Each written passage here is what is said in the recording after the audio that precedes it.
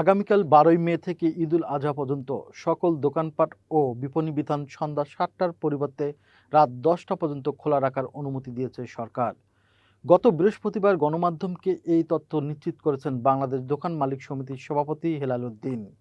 তিনি বলেন, ঈদুল আজহা উপলক্ষে আমরা সন্ধ্যা ৭টার পরিবর্তে রাত ১১টা পর্যন্ত দোকানপাট ও বিপণী বিতান খোলা রাখতে সরকারের কাছে গত ৪ মে আবেদন করেছিলাম। তার পরিপ্রেক্ষিতে সরকার আমাদের রাত ১০টা পর্যন্ত খোলা রাখার অনুমতি দিয়েছে।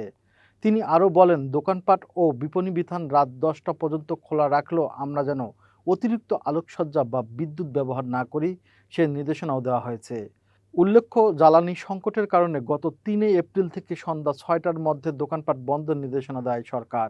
এরপর ব্যবসায়ী সংগঠনগুলোর সঙ্গে বৈঠক করে ৫ এপ্রিল থেকে ১ ঘন্টা বাড়িয়ে দোকান বন্ধের সময় সন্ধ্যা ৭টা করা হয়।